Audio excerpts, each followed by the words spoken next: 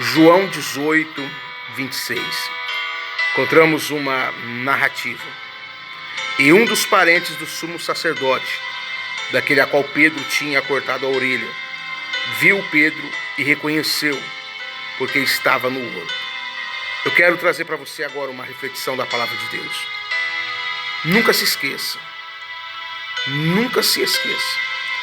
das vezes que você bate quando você está forte. A Bíblia diz que Jesus disse a Pedro: Pedro, tu me amas? Pedro disse que amava Jesus. Pedro fez declarações a Jesus.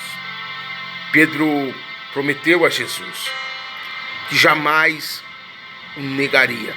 Estava pronto a morrer com ele, porque Pedro estava num momento de força, ao lado do mestre. Ele estava numa posição de força.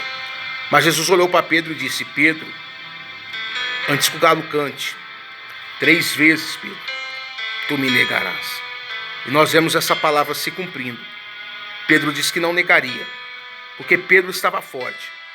Perto de Jesus, Pedro estava forte. Perto do seu líder, Pedro estava forte. Perante o mestre, Pedro estava forte.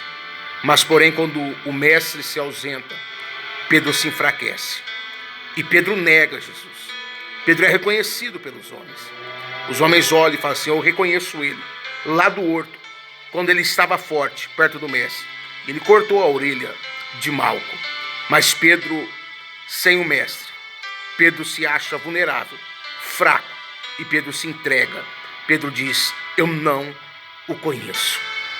Glorifique a Jesus quando você não está perto dele.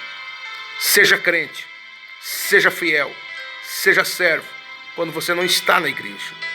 Seja honesto quando você está longe da sua esposa, longe do seu esposo. Seja fiel na distância, porque Pedro foi forte na presença do mestre.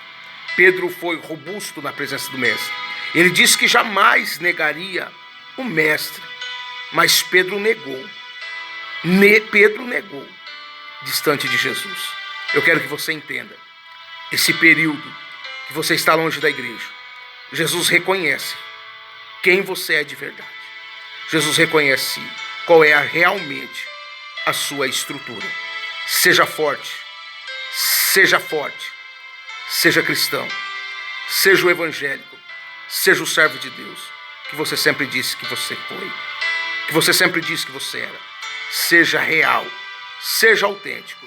Jesus está te olhando, mesmo quando você está longe dele. Pedro nega e imediatamente o galo canta e Pedro lembra. Jesus te ama, se entrega hoje, ele quer salvar você. Seja forte, seja fiel, mesmo à distância. Deus te abençoe, em nome de Jesus.